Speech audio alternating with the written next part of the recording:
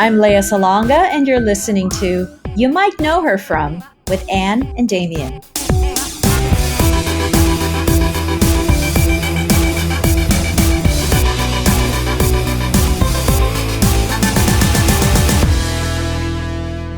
Folks, the strike is over. The contract has been ratified.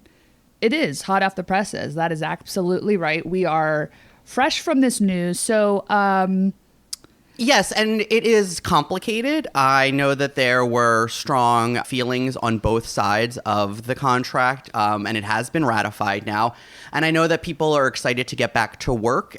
But I hope that the fight for equity, fair wages, for fair residuals, for AI, for all of those things that were sort of dangling there and that were on the bubble of the things that they were, still continuing to debate. I hope that the fight for that stuff continues. But I am happy, selfishly, I suppose, that we are able to be here today releasing our first actor interview since, I think, June?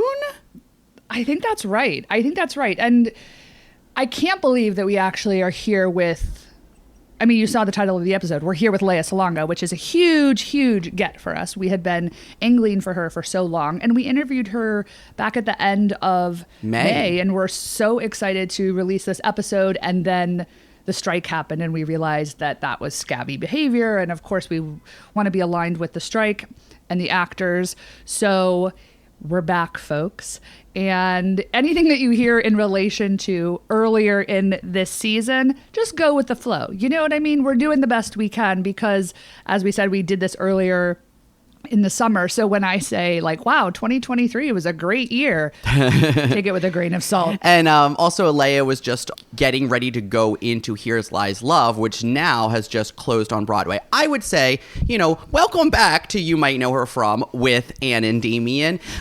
One of the strengths that I think of our podcast and this show is the research that Anne and me, Damian, put in. And so I think that you will find that this interview is mostly evergreen. But yes, please give us grace where it is needed because, yes, this is an old interview, but we are so happy to be back here and interviewing an actress. And if you're new to the show, if you just found this because you love Miss Saigon, because you love the Once on This Island revival, because you love Pretty Little Liars, because you love Princess Jasmine and or Fa Mulan, we, best friends, twin flames, if you will, host this podcast where we talk about pop culture, we talk about our aging body, we talk about the buildup on our scalps, and we talk about what we love, what we hate, and then, of course, we interview an actress each and every episode when we're not in strike. I'm so glad, Damian, that you brought up twin flames because the fact that you are on the cult bandwagon is something so exciting to me because I feel like between the two of us, I am the one that leans more heavily into conspiracy theories and cults, and Scientology has always been the thing that like started me, I think, on that wagon. But I'm so glad that you've joined me here because there's a lot of really great content crackling right now. So Twin Flames was brought to my attention, and I was not familiar at all with the term. I guess I read somewhere that Megan Fox calls Machine Gun Kelly her twin flame. I didn't know that other people outside of the twin flame universe were using that terminology. To me, it sort of seems like a soulmate, but more intense. And it's both sexual and physical, but also, beyond. Right. So this documentary, I started with the Netflix one, and you told me there's a follow-up on Prime, which I'm about Actually, to I think finish. you told me that, and then I watched it before you. Oh my God. I have consumed so much content in the last year and a half related to cults. And like when I was home in Missouri, I went back and watched Wild Wild Country, which I know was like at the beginning of sort of the cult wave, I don't know, 5, 6, 7 years ago. And if you haven't watched that, it took me like a second time to start it where I finally got locked in. Would highly recommend, and then did a deep dive on that. But Twin Flames, I consumed all of The Vow and other documentaries around that. But the Twin Flames is the newest iteration that has sort of, I think, cracked pop culture, I would say. But I can't get over how I feel like all of the cult leaders are gross. Like I don't think I've met a cult leader that I think is charming or attractive or charismatic. Like I find them all repulsive. So it's so interesting to me that people are like, oh my God, I just had to be around this person. And you're like, that person is Keith Rainier in Albany, and he looks like David Koresh, and he's disgusting. I really love the fact that you told me that Jeff looked like somebody that like you would have been in theater club with. And when I watched it, I was like, oh my God, he is so representative of a particular straight male in high school theater. Completely. And I think even in the Amazon series, they like talk to his best friend. So you get to see him like home videos of him like doing like Kiss Me Kate in high school or whatever the fuck. He's like backstage with his like nerd band, like clarinet playing ex-girlfriend and his like best friend. And I was like, oh, like he's a boy I would have had a crush on. Everyone would have had a crush on. He would have been like my best friend I was like pining after. And then he decided to find a way that he could, one, get rich easy. Like basically someone was like, he wanted to be famous, but also like wanted to make money and be lazy. And I was like, cool. So now he's a cult leader. It reminds me of the way that people were talking about Ethan Slater being with Ariana Grande, and people were like, I cannot believe that this little troll is the person that she's going after. And people are like, you clearly were never around like straight boys in musical theater in high school, because the amount of energy that the most hideous person you could ever meet receives is off the charts. It's so cool. It's so cool. Sorry, folks, if you haven't watched, essentially what this documentary talks about is, it is basically like, I will say that it starts with, we're going to help you attain and like be reunited, if you will, with your twin flame, essentially your soulmate. But you're not only your soulmate in like on Earth in reality, it is like your soulmate when you both like ascend to the fifth dimension. I think a lot of cults love to talk about the fifth dimension. I have no idea what it is. I'm not going to look it up. But like when you ascend, then you are reunited as one soul, etc. So that's how it sort of starts. That's the premise. And I don't want to give too much away, but then the premise changes because it is also like a pyramid scheme. So they have people coaching to help other people do this, and then they realize that they need to have like success stories, and there's not enough, and there's people that are like subscribing to the thing that are not finding success. So then they're like, well, God told us who your twin flame is. So it's not the person, this is a false twin flame. The person that you've been stalking is not really your twin flame. Your twin flame is this person.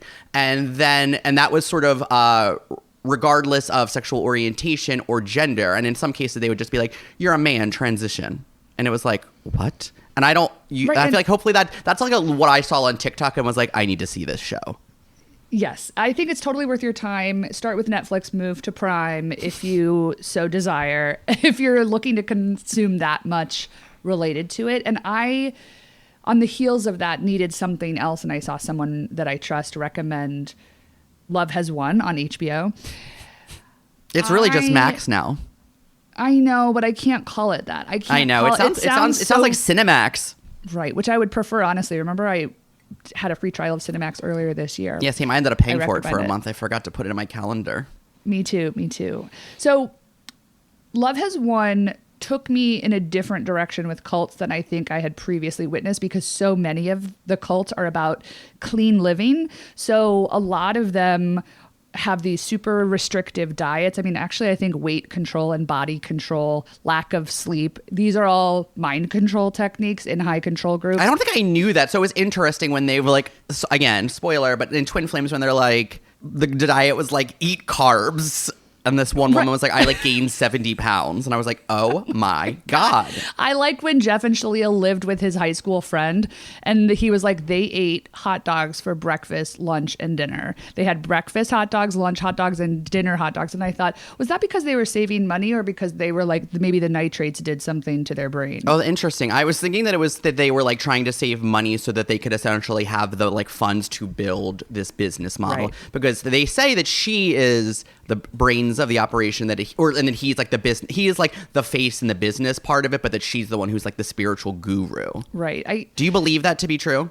I think that she was clearly the more crystally kind of one, and he was the marketing mastermind who could do basic coding. My favorite thing too is also they're so good at this, and it's basically like they all have a Facebook group and like an Angel City.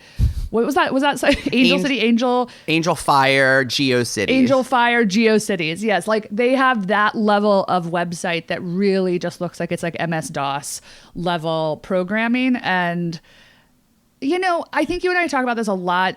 I feel for these people that get wrapped up in it, because the amount of trauma that you undergo, and then you have to spend years of your life deprogramming. I mean, you take up not even to mention that people spend like their entire life savings. Like somebody cashed out their 401k in Love Has Won to like give to Mother God, who I'm not even going to get into, but please, dear God, watch the documentary. It's insane. And there's a lot of drugs involved, which I know has been difficult for Damian as he tries to work his way through it because they're all tweaked out of their mind on psychedelics. Yeah, I cut you off, but I think what you were saying is that so many of these cults are about like some of it is like mind control, like it's all mind control, but some of it is like food control, sleep control. Some of it is like we all share a farm and like we're doing X, Y, Z, and I feel We've become your family, and if you cut us off, like you have absolutely nothing left in your life. But Love Is One is more like we're doing all of these drugs, and it's like I was Mickey Rooney in a different life, so like follow me and I can tell you how to get famous like I once was. And it's like, and that's not what it is, but it just feels like they do so many drugs that it's like gibberish nonsense, and that is more difficult. Twin Flames is more sad because you're more like, wow, like the amount of like despair and trauma that you came into this situation with is so sad and hard.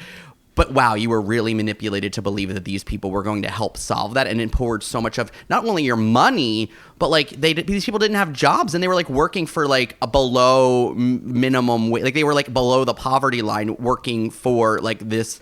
Well, I don't know what they were calling it internally, like a church. Yeah, like a spiritual group. I guess spiritual group. That's some sort of spiritual group. I feel like what makes me keep coming back to cult documentaries is you're sort of thinking, how does somebody get wrapped up in this? And I feel like some of them try to tell that narrative more than others. But, you know, I always try to think like, how could I perhaps be caught in something along these lines? Because I just think I wouldn't. But you know that like each of them figure out what particular vulnerability to play on. And I think if you're caught at a particular time in your life or after a particular event, that you might get swept up. And I feel like that's what always makes me feel like I'm on the precipice of something. Also, I just like can't get over how so many of them are kind of right wing, even though they're all about like left, like I guess spirituality and crystals and woo-woo-ness is not lefty, but I think so interesting to think about how many of them, like Love Has Won, I think they're Trumpers, and that's sort of glossed over. And I was like, wait, what? And I think also Twin Flames, there's like they act like they're accepting of the LGBTQ community, but then ultimately they are really pushing people into very heteronormative relationships, regardless of their own orientation and gender identity. What did you think about the Amazon series covering, so there was that woman Brianna who's like not in it, but her family is all in it, and I assume that she like gave them the blessing to talk about it, even though she refused to be on camera, which like I get because it seemed like she had just come home. But also the lesbian couple was featured, like they were like more of a through line, and I just thought like they seemed normal for and it's like one of these things where I'm like, you seem normal, and it's like they obviously got out, it seems like, before it got too deep, but they were trying to make Anne to Dan, they were trying to make Anne transition, and she was like, I'm good, and they were like, how about you go by Dan, and she was like, I'll think about it. Okay, I am not there yet, and I assume that's where we were. No, that was in the Netflix series. It was in the Netflix series, but then okay. She's like a main character. But there's a moment where he's like, how about you change your... They get engaged, and he's like, are you going to change your name to Dan? And she was like, no. And he's like, does Anne's spiritual penis satisfy you? And the other woman is like, yes. And he's like, I think you should change your name. And she's like, okay. Right. And then they're like a through line in the other one. Yeah. I feel like they actually were a good pair, and they had met prior to the Twin Flames connection. So they luckily were going in with a foundation of a relationship, and they were just dealing with both being very closeted and unable to sort of come out to their families and live their life together. So I feel like they had a better chance than most of the other people that got wrapped up in this. But I know it's so depressing. I mean, I think it's literal years of your life to deprogram. Okay. I feel like Scientology is sort of the gateway drug for me in terms of all of this cult material. And I was very into that Paul Haggis piece in The New Yorker. Yeah. And, you know, Katie Holmes and Tom Cruise. And you and I have been talking a lot about Katie Holmes. Yeah, did you read that piece about her escaping their marriage? Yeah, it's so good, right? Yeah, it's incredible. We're going to link out to it in the show notes. But I just couldn't believe that we had been talking so much about Katie Holmes. And then when I went back to listen to this episode's interview with Lea Salonga, I somehow managed to get Katie Holmes into this interview. And you never know how that's going to go, where I'm like, this is a very important reference for me to get in, but it doesn't exactly match the through line of what this interview would be. The actress might be confused. by my line of questioning, but I still commit to it. And I'm like, Damian, I know this doesn't make sense, but I got to keep it in. It's very important. And I did. And it's weird. And Lea Salonga doesn't quite know what to do with it. But to her credit, she is super game and was like such a real, broad, real human, like a gamer.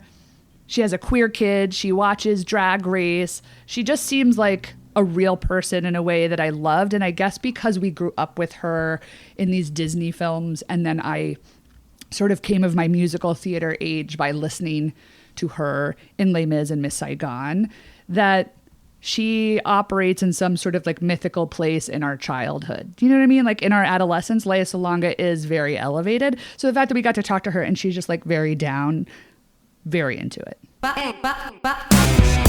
You might know her from Aladdin, Mulan, Crazy Ex-Girlfriend, Pretty Little Liars Original Sin, and the Broadway productions of Here Lies Love, Miss Saigon, Les Miserables, and Flower Drum Song.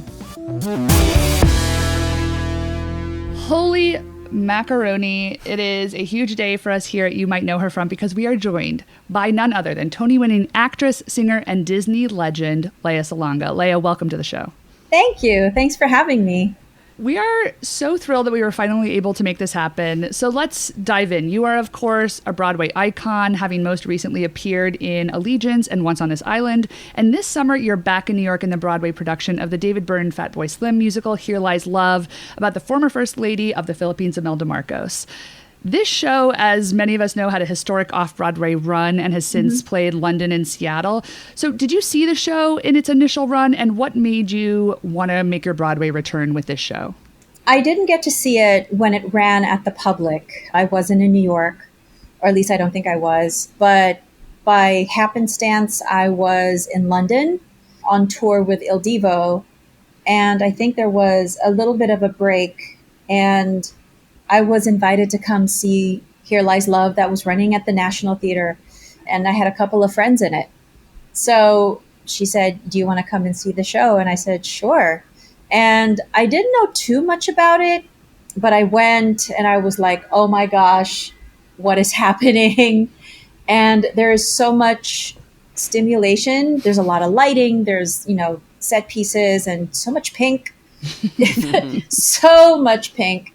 And the talent on stage was just incredible. And I felt so proud of my friends that were in the show, that, oh my God, this is a musical about my culture and my country, and the folks surrounding me on this dance floor are enjoying it. So it felt like that moment of, wow, this is pretty great. As for how I got roped into doing it here, one of the lead producers, Clint Ramos, who was also doing costumes for the show, called me. We had worked together on Once on This Island on Broadway. He was the costume designer for that too. And he said, would you be interested in joining us? I had already said yes to another show, which is going to happen in London this fall. So in my mind was, how am I going to make this work? How is this going to be possible? And Clint said, we'll work around every single conflict that you have, just so that you can be a part of this, even for a little while. And we would also like to invite you to join the producing team. So would you be interested? So I said, oh, well, okay. So I was not only being asked to perform, which is the usual request for me and what I do, but I was also being asked to be on the producing team. And I'm like, well, so I'm now officially also a Broadway producer, which is wild, which is mind-blowing. And there are quite a few of us from the Philippines that also have a hand in helping to produce the show. So it's quite a thing, this thing. They made it hard for you to say no. They did. They really did. It's incredible. And also, since you mentioned it, you're doing Old Friends in London with Bernadette Peters, yes, right? That's right. Exactly. That's the thing I said yes to. And I was like, how am I going to do this? It's a really good 2023. My manager and I look at each other a lot when we're together in the same room. And the two of us just have this look on our faces of, my God, this year, my God, this year, it's crazy. So life is pretty busy. Yeah. Well, speaking of you being busy, you also are a series regular right now on the Max original series, Pretty Little Yeah. Liars, Original Sin. That's right. You play Dee, and for our listeners, the series is like a continuation of the Pretty Little Liars universe, follows That's right. 5 high school girls bonded by this mysterious murder or death, and you play Mouse's mom, who you have Right. secrets of your own from your own Yeah. high school years. So Yeah, Elodie is not a perfect person. what is the vibe like for you on a set like that, like this high school thriller where I have to imagine a lot of the principal cast is like 25 years old or younger? Right. All of those girls have incredible heads on their shoulders. Like all of them. They're all just, they've all been through their own individual journeys in life, and to come together and just be so put together. I'm like, oh my gosh, there are so many 20-something-year-olds that are nowhere near as put together as these 5 young women. It's beautiful. It's beautiful watching them work. It's wonderful watching them interact with one another. And as for the vibe itself, I mean, it's a pretty frightening, scary, suspenseful series. However, it's a lot of fun being on that set. People are really just, they're there for the work, and everyone has a great time, and everybody gets along and likes each other. Some of us who are like the moms of the show, we'll get together for a lot of wine. We'll get to, we found some really cool places to eat. Somebody's going to like, ooh, let me check what's good in this neighborhood. Let me check what's Where does that what's shoot? great on this street. It shoots upstate, somewhere nice. upstate New York. Yeah, I'm not going to say what town we're in. No, only I to thought protect my brain just assumed it was Los privacy Angeles. of the people that just might be walking around and whatever, and just being human beings on their breaks and stuff. But yeah, we found cute little places I actually kind of want to go back to, like rent a car and just drive over and check them out when I'm not busy, which is hardly ever. So, Love. but yeah, it's a really great vibe. Everybody's wonderful. Everyone's really nice. In the previous season, I geeked out over Eric Johnson because he said that he was the voice of one of my favorite characters in an Assassin's Creed video game. And so I just totally, I lost my mind. He was telling me, yeah, I was the character of Eva the Boneless. And I'm like, what? That was you? That's so cool. Wait, are you a gamer? Do you play video games like on the regular? Okay. I do, yeah. And right now the game is Horizon Forbidden West on the PS5. So that's what keeps me busy. And it's a great diversion away from work. Yeah. Kill something. Right. I love this revelation. So on the show, your daughter Mouse says her nickname comes from her first name being Minnie and her family being Disney fanatics. Was that always in the script, or was that like an inside joke once you were cast as your mom because of the aforementioned Disney legend status? I actually don't know. Okay. That's one of those inside stories that I'm not really privy to, but I think I should ask. I do wonder, did they sneak that in because I was cast, or was it always there? And then it was just a happy coincidence that, Mouse's moms turn out to be Disney freaks. And I happen to be the person that they cast as her mother. I don't know. That's something for our showrunners to answer. So as you just mentioned, we're both queer, and we're always excited when one of our guests gets to play queer and we get to talk to them about it. You're one of Mouse's moms. What kind of research, if any, did you do to get in character to play a lesbian mom? I have so many cousins that are queer, and just like literally so many. And just being a theater actor in the Broadway community, you're constantly surrounded by queerness. It's like, yeah. And the first musical director and director I ever worked with, both of them were queer. So you have your finger on the pulse. I guess I do. So, and my kid is queer, gender non-binary. So it's like, I know how to get into this. It's not something I really have to do a lot of research on or have a lot of guesswork, because there are so many of my family members who already are. So it's really, if I really needed to, it's like, here's a phone call and tell me about your experience. But I didn't even have to do that because I'm just constantly around everybody, that it was like, okay. I feel like because of the intersection of like Broadway and Disney, that you have like a huge queer fan base. Is that something like you're well aware of? Like that, depending on where you are or what interaction you are, you're like, oh, this is my queer fans coming for me. You're like, you can see them coming a mile away. I mean, I know definitely that there are a lot of queer Broadway fans. And I guess there is also a lot of, I guess anything that's artful and gorgeous. There are a lot of Disney gays, a lot. They're all listening. Okay. Yeah. So it's really cool when everybody just, I wouldn't say comes for me, because that sounds a little threatening. Yeah, no, that was the wrong language. Yeah. I meant in a positive sense, that you can see that, like, that light in their eye when they're walking towards you. Yeah, I kind of can. And it's really sweet. It's really, really sweet. Okay, so we obviously have a ton of theater to cover, but first we wanted to get into the fact that you stepped into the role of Eponine in the Broadway production of Les Mis in 1993, and almost 15 years later, you came back to play Fantine in the 2007 revival. Uh-huh.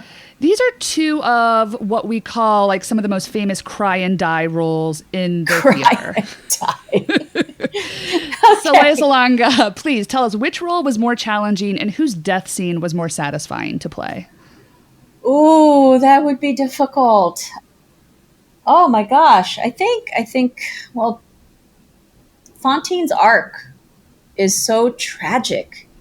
One of my good friends from Manila who had played Fantine in a local production of Les Mis gave me a clue as far as what to read and what to look at. And she said, read all of the Fantine chapters that you can find in the original source material. Eponine had like maybe one sentence, so I don't even know how she came about. So that was just pure imagination on the part of the actor. But the cool part about Fantine is that there was so much written about, you know, her backstory, her suffering, her circumstances. And it's like, oh my God, this poor woman. Yeah. And, you know, it would be late at night and I would have my computer open to pages from Victor Hugo's novel. And I'm like, how on earth am I going to play this? This is tragic. And just, it was overwhelming, I think, at one point. So I'm like, I'll just pull from life as applicable and let my imagination fill in the rest. So there was, it felt really satisfying to die as Fantine. And then you get to come back as a ghost, right? Oh yeah, and then I come back. Ghost. And the cool part about playing Fantine too is that you get to come back as a bullet boy and hide in the ensemble, and you have that huge ensemble track. So I got to climb on the barricades. I got to just have really cool interactions with people.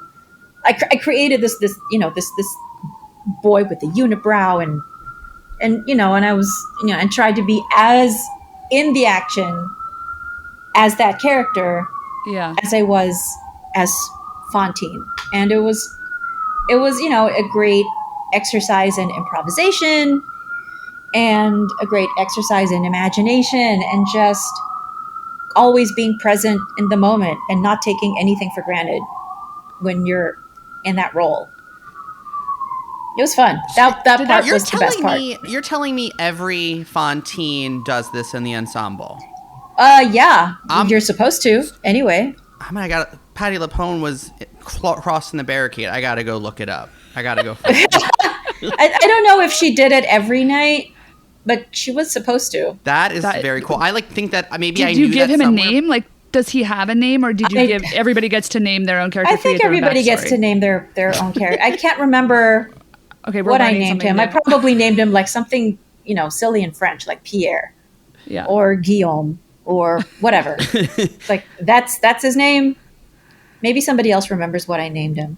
I feel like that's kind of a gift, because otherwise you're like in the beginning of the show and then the end, and it's a little bit stressful to be sitting, I can imagine, as an actor for that long. It's boring to just be sitting backstage doing nothing. So it was always something I looked forward to because it's a great way to kind of reset your head because that death scene it's a lot, and everything that this character goes through emotionally, it's a lot, a literal beast. Yeah. So to have that ensemble role where there's a lot of levity and good times and fun and wink wink looks with other members of the ensemble, and just being able to interact without pulling focus, it's challenging, but it's also fun. I really had a great time doing it. I believe that BB Newworth is the first to do the Broadway hat trick, having played the 3 principal women in Chicago over the course of her career. If and when Les Mis is revived again, it probably will be. Would you come back and play Madame Thenardier? Yeah, I don't see why I would say no to that, but I don't want to do it yet. I don't know that I'm ready for it right now. But it's something I would like to do because then, she's a villain. You've thought about this before. Of course, everybody has. I think everyone that's ever done like Fantine and Eponine are thinking of, ooh, do I complete the Triple Crown? Do I do that? And, if Cameron decides to put Les Mis back on Broadway, and if I'm not busy, maybe. We'll see. If but I'm busy a lot, so we'll have to figure that out. You famously auditioned for Miss Saigon with On My Own. Be honest, have you seen Katie Holmes sing the same song on that famous episode of Dawson's Creek? I think I did, like maybe once. Yeah. Yeah. I think she did pretty well from what I remember. Again, I saw it once, so I don't. Okay. I'd like to think that she did it quite well. It was sweet. Yeah, it was actually phenomenal. She was it was like very in high important school. to me. Yeah. So, Lea, you originated the role of Kim, of course, in the 1989 epic musical Miss Saigon. So, we were digging into our research here, and the audition process was like very well documented as the producers went in this like worldwide search for Kim. You were, I believe, only 17 when you were cast in the West End production, and then you would go on to get the Tony Award for the role, becoming the first Asian woman to ever win the award. Like, this is such a star-making turn. Did you feel like you got to live this Star is Born experience, or were you living like a pretty strict, like disciplined life because you had 8 shows a week and it was your first like big thing? Yeah, that was the thing. When we first started doing the runs of the show, when I'm healthy, I can do all 8 shows and it's not even a problem. But, as the major flaw in human beings, we get sick, we get tired. And so the show was starting to take its toll, as it will. And so it came to a point where I had to take a couple of weeks off from the show, get better, heal, get survival voice training, and then be able to return. And then my technique has been pretty solid ever since then. But yeah, it's a beast of a role. And the existence that I lived on a day-to-day, night-to-night basis was one that was very strict and quiet, where I would limit anything that would require my voice only because my responsibility was to the show and to the audiences that would come and see the show. I needed to stay healthy and stay well so that I wouldn't take a lot of shows off. So I didn't live the high life. You weren't at like Limelight or like Tunnel and they weren't like, that's the girl from Miss Saigon. No, I didn't even know what those things were until after the show, until after I was gone from the show, only because, I had this huge responsibility to the show because, it was like my countrymen were looking and making, and feeling proud. And I felt a responsibility to represent my country. I knew that I had to be in the show to keep audiences happy, not keep them happy, but definitely this is the person they're expecting to see when they buy their ticket. Thus, you have to be the one that shows up. I don't know. I think I've always just treated every show that I've done like that, regardless of the workload. I always felt I'm coming into the show. People are going to expect my face to be on that stage. So I should do this. And I should, I'm not this is the girl who plays hooky kind of a person. Yeah. Yeah, I just felt that it was a huge responsibility. But I mean, obviously, if you get sick, like if you get the flu, there's really nothing you can do but get better and take care of yourself and get back into the show when you're all better again. But yeah, I lived a very monastic life. That's my long-winded answer. Like Phantom's chandelier, Miss Saigon is well known for its helicopter. Was it like terrifying or annoying in any way to have to sort of compete with this set piece every night? I mean, that was the selling point. That's how, people, I guess, would get curious. Like, oh, there's a helicopter? I'd like to go see how they execute this. Right. And how they did it actually was just so fantastic. It's because it happens in like this sort of dream sequence. Mm-hmm. It was cool that with how it was lit and in how it was staged, that not everything was so literal. Things kind of felt like in dreams. It's like things are hazy. Things are not always complete pictures. And so I just thought Nicholas Heitner did a fantastic job of, we do see this helicopter coming down and it is this huge thing. And then, but when I look at it, it's kind of like front facing. Yeah. It's just interesting where you don't see the whole thing. You just see the face and it seems ominous and that it, represents this man being taken away from her. That this is their love story. And here comes this thing, which almost looks like a death mask taking this person away. So I just felt that it was, just so beautifully staged. And and so whenever I saw it, it was like, oh my God.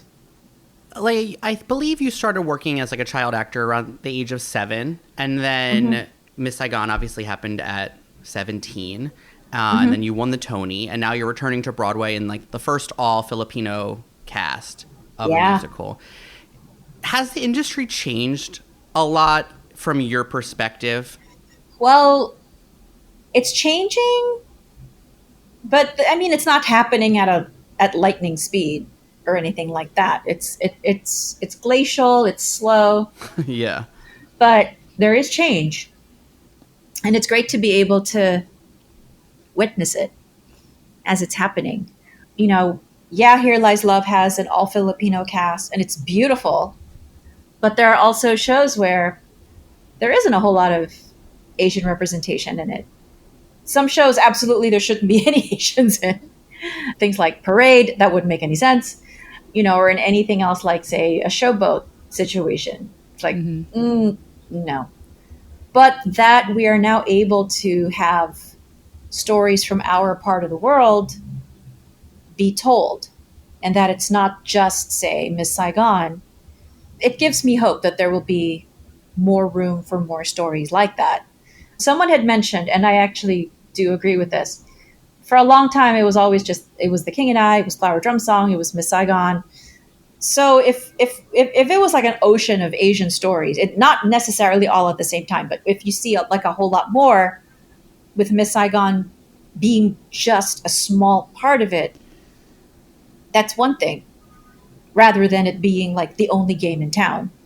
Yeah. So it's starting to change, but I'd like to think that there is still room for more stories to be told. Yeah. Yeah. So it's changing, just not as quickly as I think a lot of us from this part of the world would like. Yeah. Mm-hmm. You mentioned this. You starred as Mei Lee in the 2002 Broadway revival of Rodgers and Hammerstein's Flower Drum Song. And this was the first major revival of the show since it opened on Broadway in 1958. David Henry Wong revised the book, and this is still actually like one of my favorite productions that I saw in New York. It had lush costumes, elaborate sets, and it felt like this big old-fashioned show in like the best possible way that is a compliment. Right. Thank you. Did you have a relationship with the original show or the 1961 film? And did it take any convincing on your part to participate? Let me answer the second part first. No, it didn't take a lot of convincing. It was like, would you like to be a part of this? And to get to sing a lot of this beautiful Rodgers and Hammerstein score and getting to be in an all Asian cast. Yeah. Like, I'm thinking about it. Like, yeah, all of us in the show, all of us, we were all Asian, and multi generations of Asian performers. And it was a beautiful sight to see. Jose Lana, who's playing Marcos in Here Lies Love, was in it as well. So the two of us get to be part of two all Asian companies. It's cool. But now with Here Lies Love, it's like all Filipino companies. So we are able to see that happening in real time. As for my relationship with the show, I'd seen the film and I thought it was fun. And I had sung I Enjoy Being a Girl quite a few times. And it's part of my concert repertoire. But I guess growing up in the Philippines, where it was not necessarily groundbreaking to be an Asian and a performer because everybody in the country is Asian. And if you're a performer, then okay. So I guess I didn't grow up with this feeling of, oh my God, we are being seen, because I was a member of the majority. So yeah, of course I'm going to be seen. Everybody looks like me, and that was my experience growing up. So to come here and to have it be so different, where you're told, oh, you can't audition for that because of your racial background, despite having a Tony on my mantle. It was like, oof, there's my rude awakening. Like, welcome to America. Yeah. Yeah. But yeah, I didn't really have a close relationship to the original show. If I had watched it as an adult living in the United States, I would have been like, oh my gosh, this is groundbreaking. This is incredible. This is, its significance would have probably clobbered me on the head. Yeah. That makes sense. Mm-hmm. We are obsessed with Pat Suzuki, who played Linda My Lo. God, that voice, right? Linda incredible. Love. Yeah. Linda Lo in the original Broadway production. Have you ever met her? This is just random. Like, have you ever met her? Have you ever worked with her? I'm sure that I have. I've never gotten to work with her, but I'm sure over the course of doing Flower Drum Song in LA, which is where we started, production, I'm sure there were functions or dinners or whatever's where she would be in attendance, and I got to meet her, and I'm sure that I did tell her, oh my God, you had the most incredible voice. It's incredible. So powerful. I'm like, my God, out of this little woman. Yeah. Just ridiculous. Well, speaking of voices, okay, so you are the official, for anyone who does not know, you are the official singing voice of both Princess Jasmine in Aladdin and Fa Mulan in Mulan. And these iconic roles, based on the timeline, they seemingly came right on the heels of this huge splash that you made as Kim in Miss Saigon. Right. Can you take us back to that time? Like, was it a very grueling audition process, or was it the sort of thing where you were having this, heat around you because of Miss Saigon, and they were, offers, we want you to be Princess Jasmine? I can't quite remember the process, except that while I was still in the run of Miss Saigon, this was early 1992, which was when Aladdin was recorded. I got a note at the stage door from the casting director, Albert Tavares, who said, we've been looking everywhere for you. I mean, we've been looking for a way to get in touch with you. Could you please call me? And so I got in touch with him, and he was saying that there were these auditions for this new Disney film. And I think all of the women in the building at that point had already gone in for it. And I was like, what Disney film are all the ladies talking about? And then I'm like, oh, okay. Now I understand what's happening. And the audition process itself was pretty quick. It happened really fast. I think they were really looking for somebody to sing for Jasmine because the actress who voiced her and had completed all the voice work already didn't sing. So they had to look for somebody that could. So they went out looking, they held auditions. Next thing I knew, I got the job. They said, okay, you're going to have to do these demos in a studio for A Whole New World. And then we recorded it for real with this huge orchestra in New York City. I took a night off from the show so that I could be fresh and for the recording session the following day. It was fast. It was a really quick process because I think they really just needed someone to sing that part. For Mulan, I was in Manila. I was working, so I couldn't do the audition in person. But there was still an audition process, even though I had already done That's rude. Princess Jasmine. No, not necessarily, because I mean it's a different character, and so the sound had to be different, and I totally got it. But they sent me audition material. I recorded it in Manila, sent it back via FedEx. So this was a little bit of a longer process because of packages take long to send back and forth. This is back in the day. Now with MP3s and whatever, here's your material, you get it in your email, and then you record it and then send it back, and all of that can happen in a day. Whereas this audition process took a couple of weeks, at least. Mm-hmm. But yeah, I had to audition for both. Totally got why.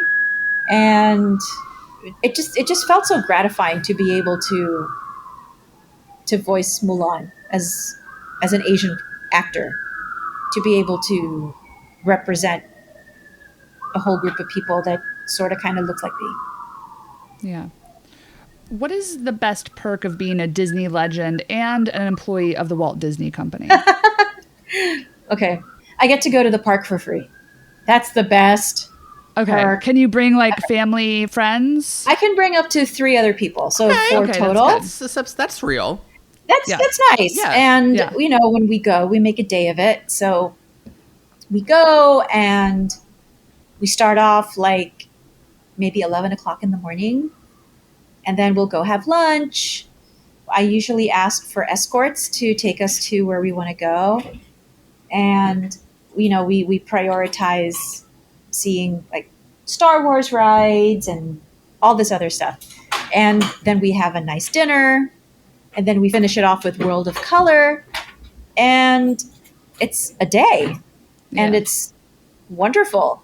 But yeah, that's like the best perk to get to go to the park for free for the rest of my life. That's Right. very cool. It's very, very cool. An interesting connection that we were thinking about is that so Ming-Na Wen is the speaking voice of Mulan, and you replaced Ming-Na on the soap As the World Turns, like, which Right. feels like a unique experience to share with a human, that those two sort of like parallels. Do you have any sort of relationship with Ming-Na in real life? Yeah, we kind of do. I've actually gone to her house and played poker. Yeah, she's a really good poker player. She and her husband, Eric, they are ridiculous. They would host poker parties at their house. Yeah, I mean, it's lovely. I mean, the last time we saw each other was maybe some weeks ago at the Gold Gala in Los Angeles, celebrating Asian and Pacific Islander and inclusion in mass media and in entrepreneurship. And it celebrates, a lot of the movers and shakers in the industry. I got to meet so many cool people, but it was great to reconnect with her and to be able to just give her a hug. And she looks incredible. And she was there as a member of the Joy Luck Club being celebrated. But I kind of want now, having seen her, like the cast of Mulan needs to be celebrated at some point at this gala because of what it has meant to so many young women that have seen it. And the significance of that film is not lost on either of us. We have seen so many generations of young women come up to both of us to say, oh my gosh, do you have any idea what this movie has done? So it's and sure, it's a children's movie, but it was produced at a time when representation was not even a byword. Right. And now it is. And it made some significant strides. I mean, most of the cast of that film, and I mean, it can be anybody to voice these characters, but most of the cast of that film were Asian actors. It was Ming Na, B.D. Wong, George Takei, myself, Getty Watanabe, like a whole slew of folks that got to do it. And when we saw each other, during press junkets and got to look at each other's faces, it was I'm like, oh my gosh, what we've done something pretty incredible. Okay, Lea, you appeared in one of my favorite concerts of all time, and that is the 1998 tribute to Cameron McIntosh, Hey Mr. Producer. Oh my God, that's so much fun. That cast was insane. It was like hosted by Julie Andrews, then it had Bernadette Peters, you, Judi Dench, Hugh Jackman, Colm Wilkinson, Michael Ball, Ellen Green, and like a host of many others. You performed, of course, a barn burner rendition of On My Own, but you also did You Could Drive a Person Crazy with Ruthie Henshaw, Maria Friedman, and Millicent Martin. I've got a few questions.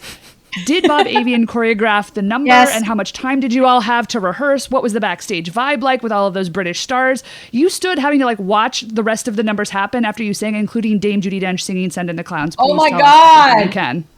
Okay, so I remember arriving in London, and I don't think I even got to the hotel when I headed to like the Grand Salon of Theatre Royal Drury Lane, which is a huge space. And of course, Miss Saigon was still running. So we were up there, and Bob Avian choreographed the number. And it was me, Millicent, Maria, and Ruthie. And we all learned the choreography together. And the vibe, as always, was, it was great. Everyone was really so relaxed, and, no diva attitudes from anybody, not from literally any of the women that had every right to have those attitudes. Everyone was just in it to have a good time and to put on a good show. And, it was a week-long rehearsal process for all of these numbers. So I wasn't called in every single day, but I would be called in definitely for the Saigon section, definitely for that Sondheim section, definitely for that Les Mis big finale section. Yeah. And it was always a good time. And that's what I remember. But one of my best memories, though, has nothing to do with me as a performer, but me as an audience member. So I'm backstage somewhere in the dark. One of my friends who did the Miss Saigon section with me said, okay, for this next number coming up, you have to sit in the house. I'm like, why? What's happening? Just do it. There was a big Rodgers and Hammerstein section. And so I was told to sit. I'm like, all right. Maria Friedman's sitting behind me somewhere, like maybe one row and over my shoulder. And then out of the darkness came this voice singing a cappella, there's a bright golden haze on the meadow. And I clutched the armrest of my seat, and I'm like, what's going on? What's happening? What's happening? And it was like, why am I getting excited? And then Hugh Jackman walks out. We all know what he looked like as Curly. This is before Wolverine. Yeah. This is before the X-Men. This is this beautiful, tall, tanned Australian man, strapping Australian man, stereotypical Australian man, singing this, and I can hear, you could hear the collective sigh of all the women that had collected themselves into the house. and the minute he walked out, you could almost hear the, and Maria Friedman behind me was, I was like, oh my God, what is happening? It was watching a star being born. It was incredible. Yeah, he was so good. And he was about to open in Oklahoma. It was maybe 2 weeks from that opening. So I'm like, oh my God, what have I been just so privileged to watch? Just crazy. So cool. Just crazy. Yeah. So crazy. The whole concert is online now, which is like a real gift, but it really is I think one of the best produced concerts, like musical theater concerts that has ever been filmed. Yeah, absolutely. I have to agree with you. It was just a celebration of all of these shows that Cameron has done. I'm like, yes, he produced it himself, sure. But, I didn't even think of it. The man knows how to put on a show. Yeah. And all of the performers were so well taken care of. And his career is quite staggering. And Yeah. I've known him now for more than 30 years, and he's still excited about doing this. He's, he has a reason to wake up in the morning. It's like, I'm like, what kind of energy do you have? It's ridiculous. It's ridiculous, but there's definitely a joy and a twinkle in the eye that this guy has, and a definite love for the theater. And it's so much fun to get to work for somebody like that. Okay, Lea Salonga. Okay. We have now entered. There was like this pause. What happened? What is about to happen? It's called it's our transition. It's like, okay, is there some drama that's about to happen that I need to fasten my seatbelt for? If you bring drama to it, we aren't going to be mad. So we do this with all of our guests. And part of the show we call rapid fire. Basically, we're wrapping up here. We're throwing a bunch of non sequiturs to you. If you need to take your time, feel free, but it's rapid fire for us because we're just throwing stuff at you. Okay. All right. Sure. I'll try to keep up. You've entered the reality TV universe as a mentor on The Voice in the Philippines. You also, based on your Twitter, seem to be a Drag Race fan. So now that there's a Drag Race Philippines, when are you going to be a guest judge? I don't know. They asked me in the first season. The producers of that particular incarnation of Drag Race are actually friends of mine from Manila. So I was one of the first to get the call because they knew how much of a fan I was. Yeah, we gotta get you on. So it was like really informal. It was like, would you want to be a judge on this? I'm like, yeah, but I can't. I had to head off to New York for Pretty Little Liars, so I couldn't do it. And I'm hoping that there will be more seasons because it really was such an incredible show. It really was. I want to definitely do it. Any queens that are your favorites that you like, or anyone in the canon of Drag Race that you love in particular? We've had Jiggly Caliente on the show, and she always mentions how much she loves you. Aww. Oh my gosh. I haven't watched it in a while, but I think my all-time favorite would probably be Jinx Monsoon because Jinx as a human being comes from the musical theater world, trained in the musical theater tradition, brings that sort of, dramatic tradition into her drag, and I mean, I was on the floor during Snatch Game when Jinx did Little Edie. I was just, so good. I can't, because I was aware of the musical Grey Gardens with Christine Ebersole, who won a Tony for it. And so to see Jinx with the headscarf and the magnifying glass, I'm like, oh my God, this is brilliant. This is absolutely brilliant. And then when it was All Stars, Judy Garland, like, was that my camera? And I'm just... It's so good. I just watched it the other day, just that moment, just that scene. I was like, this is incredible. And then the singing, and I'm like, okay, I'm dead. Jinx, you killed me. I'm dead. She was good in Chicago, legitimately. I did not get to see it, and I'm kicking myself for it. She was good. Okay, Lea, you are notorious for your perfect pitch. We are not. Okay? So just be honest. Have you met someone in the course of your career that you think rivals your ability to nail a perfect pitch? I'm sure that I have. I know that there's one member of BTS who has perfect pitch. So it's like, BTS. So it's like, I want to, I mean, I've seen examples of it. I mean, he'll just sing karaoke when he does like these live streams for the fans, and he'll just sing, and I'm like, this boy is just in the middle of the pitch, all the time. And it's a karaoke mic, and he's at home, and it's not supposed to make your voice sound good. He sounds good. Who is it from BTS that does perfect pitch? I got to add them to my list. I know you, Florence Henderson, Shirley Jones. These are people that I know who have absolute pitch based on the internet, so I need to add to my list. His name is Jungkook. Okay. He's like the youngest member. Yep. He's the one in the Calvin Klein ads. Yep. Okay. Great. With the 8-pack on display. It's just ridiculous. Thank you. It's like, so you sing like that and you look like this? Right. Ridiculous. for the layperson, so does that mean, like, if I were to ask you, like, what is the last note of the line "Endless Diamond Sky" from A Whole New World? Like, can you name that, or is that more about reading music and not the same as perfect pitch? I think some folks' definition of perfect pitch would be that I'm always in the middle of the note. Like, that you're I in the don't center. You're veer, not like... I don't veer flat or sharp. And Right. if this is where the note is, that's exactly what I'm hitting. So that I don't sing Yeah. out of tune. Or at least I don't sing out of tune a lot. It's funny that I can't name a note when I hear it, but so my pitch manifests.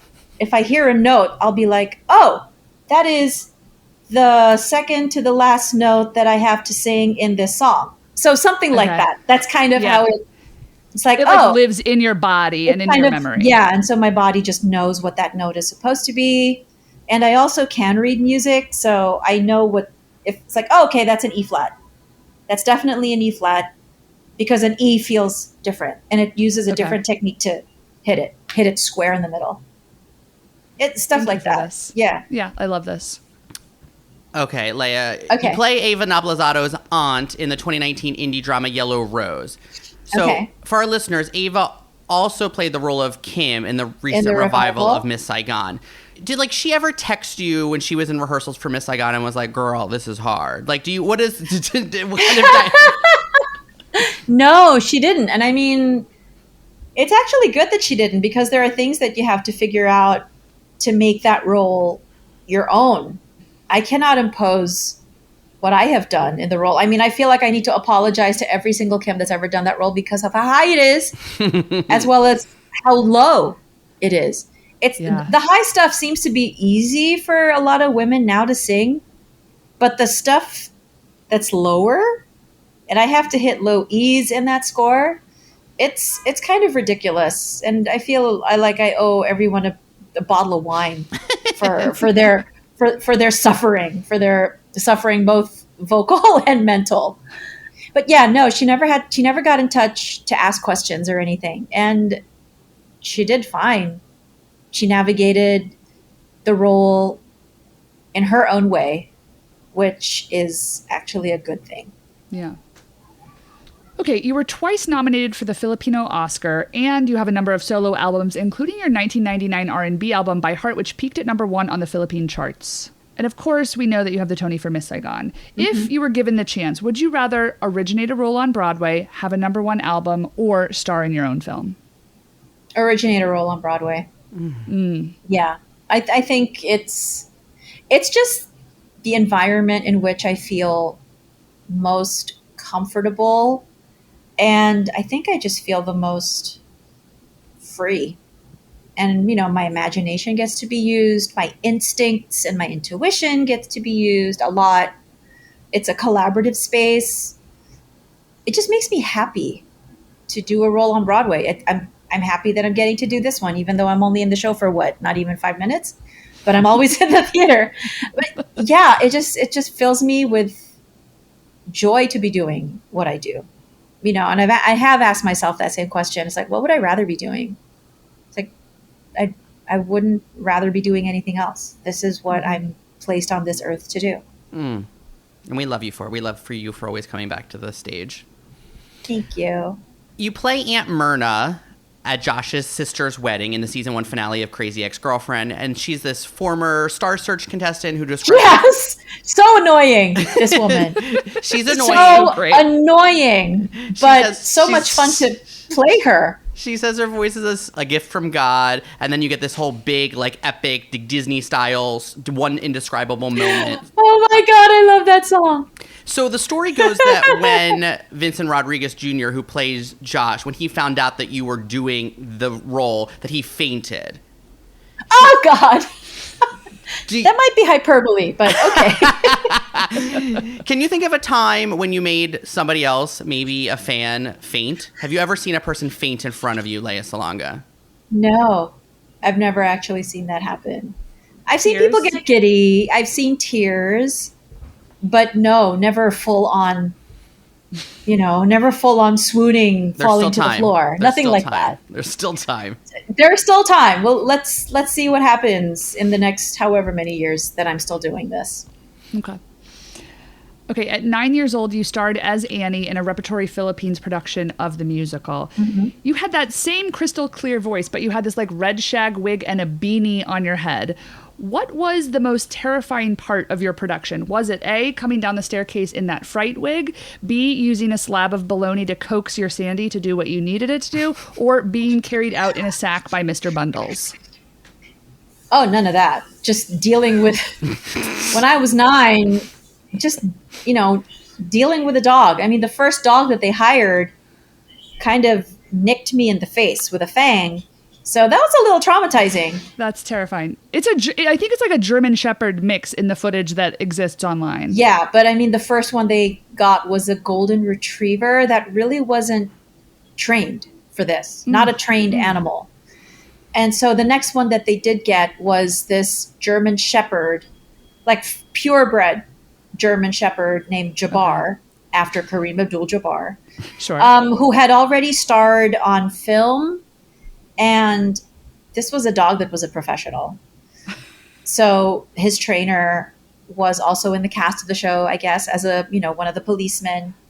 Okay. Because there had to be sort of a stunt where there had, the dog biting a cop or something. So, yeah. So there was that. So I was terrified because of that first incident with the dog. Yeah. But ended up falling in love with this one because he was always just so sweet and because he was so well trained, never had an issue, didn't have a problem. But, working with animals is hard because they're not the most predictable of creatures. And when it's theater, there's no second take where if somebody makes a mistake, you can start over, get it done, and you're done. Yeah. But he was really lovely. I'm so glad the footage exists. You're so good. It is really, I will watch a regional production of Annie on YouTube just to see the child talent. It's crazy, right? Wild. The child It talent really in is those wild. shows. And Yeah. I had done recently, like before the pandemic, a production of Annie at the Hollywood Bowl. I think that was in 2018. Yeah. Yeah, that was 2018. Michael Arden And you was did directing it. And so he asked me to Grace, play right? Grace. Yeah. And so the kids on that show were just, yeah. And the girl who played Annie, Kaylin Hedges, was on this season's American Idol. She, I didn't know that. Oh, yeah, cool. she was in it. So I'm like, oh my God! That's my Annie. Sounded so good. Yeah. Not so little anymore. Okay, Leia. You guest starred on an episode of Sesame Street and sang a little bit at the beginning to Big Bird, a gaggle of kids, and a duck muppet sitting in a nest. I am now obsessed with this song. You give such a beautiful rendition. You're so connected to the material, which makes me wonder how surreal it is to perform that opposite a puppet who I assume is being handled by a man or woman in a nest next to you.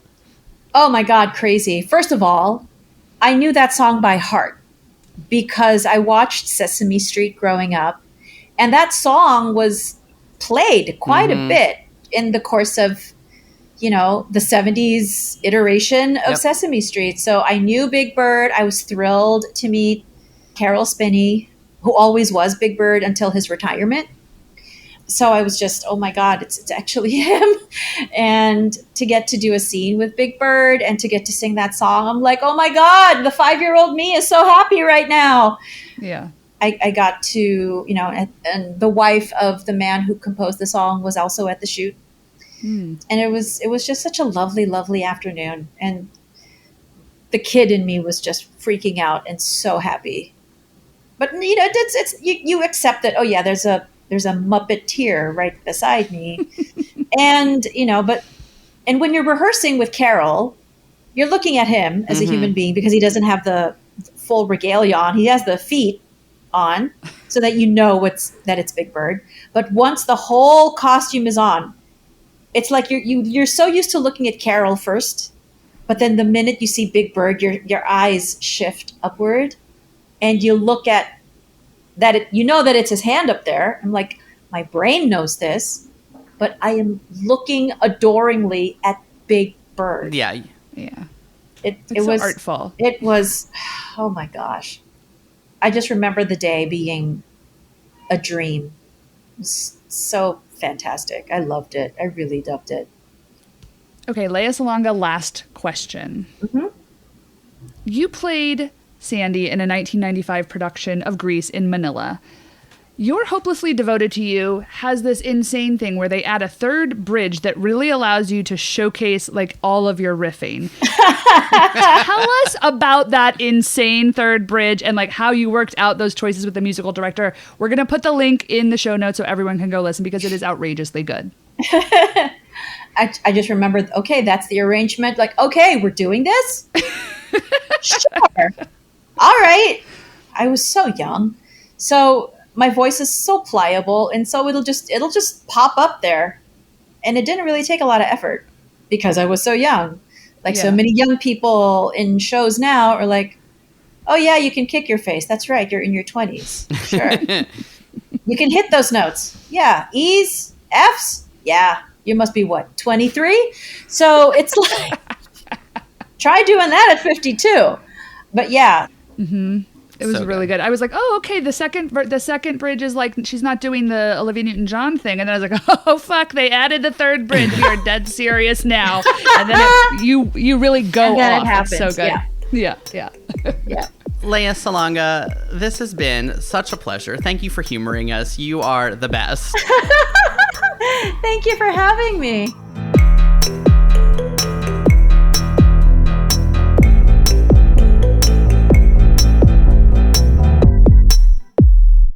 Okay, wow.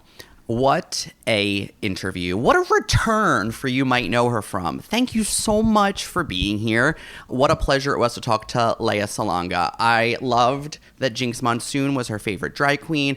I loved that she knew that one of the members of BTS had perfect absolute pitch, if you will. Of course, like my brain was like Florence Henderson, and she was like, I don't even remember his name now. She's way more current than she is, maybe because she has a child. Yeah, completely. But I have to say, a highlight for me, a true highlight of this interview was because we are twin flames in an alternate bizarre universe, because Anne and I are two halves of the same obsessively weird child. We're talking about Hey Mr. Producer. I love that special. Don't know it quite as well as Anne, so when we were prepping, we like moved it from rapid fire into the meat of the interview because we were both so delighted, and I was like so tickled by how Anne, all the specificity that Anne built into the question. And then I loved hearing Lea like soften with us as we read her the question, and I was so excited, and Anne was so excited for all the juicy details. And then to hear my twin flame, as Lea described Hugh Jackman walking out and how beautiful and handsome he was, and like, oh my God, this like beautiful, like speaking of like straight musical theater man like archetype. And I just felt, and both in the moment that it happened, but then in re-listening to it after X amount of months of being away from this interview, just you being like, cool. And I just was like, my friend does not care. She wants to know more about Maria Friedman. It's so true. And there are moments where you and I can't hide ourselves from one another, even if it's over Zoom. And I feel like those are the beautiful aha Jeff and Shalia moments that make being back at the podcast with you all worthwhile. Folks, thank you so much for wading through the strike with us. We've had a lot of fun doing a lot of strange new things, and we're so glad to be back with Actress Interviews. As a year-end wrap-up holiday spectacular, we are trying to movie club a holiday film, and we wanted to see what you thought was going to be the best option. So we've narrowed it down to 3 things that Damian and I both have varying levels of like love, attachment, or like, have you even seen it, relationship to. So without further ado, those movies are, Damian, rattle them off for us. 2015's Carol, starring Cate Blanchett and Rooney Mara. 1994's Little Women, starring Winona Ryder, Susan Sarandon, Claire Danes, Trini Alvarado, Kirsten Dunst, and former guest of this show, Samantha Mathis.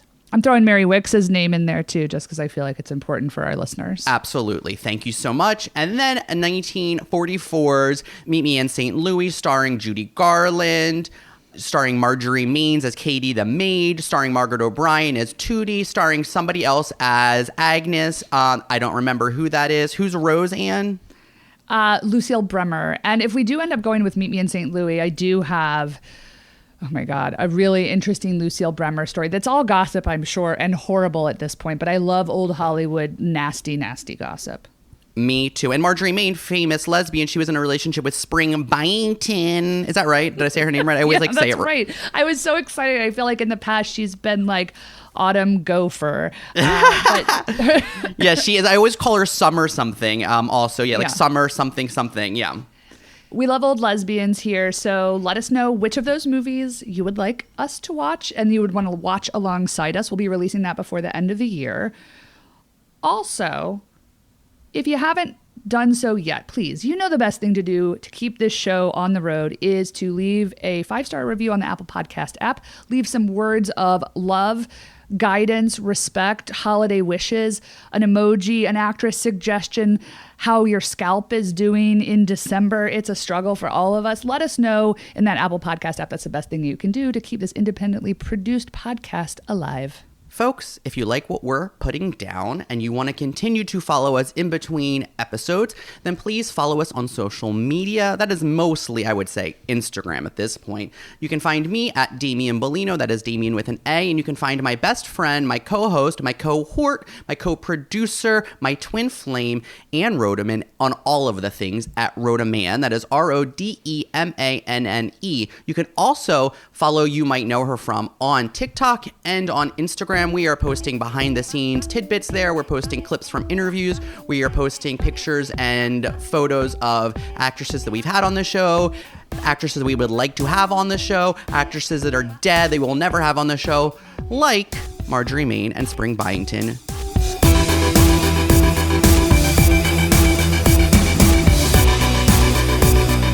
As I said, You Might Know Her From is produced independently by us, Damian Bellino and Ann Rodeman. We want to thank our consultants, as always, at Grumpy Entertainment. That's Jason Jude Hill and Daniel Sears. And every piece of editing you hear, that's thanks to Daniel Sears. Thanks, Daniel. Yeah, thanks for coming through, especially this week when Ann and I recorded a whole episode and had to throw it away. So thank you to Daniel.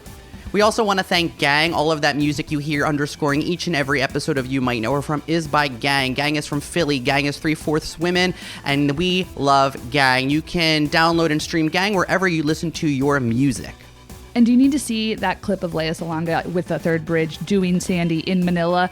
Go to the show notes. That's where I compile each and everything that we discuss on the show. It's really a labor of love, and I do it so that we can re-reference anytime we need. Also, there's incredible footage of her as Annie with a fright wig and a dog. It's incredible. Go watch.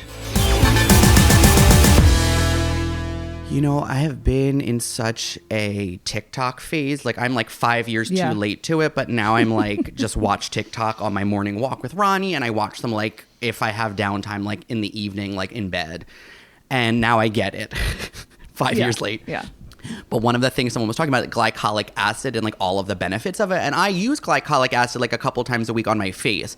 And it is one of those things that's really satisfying because you do see the results, like the resurfacing of the skin is real.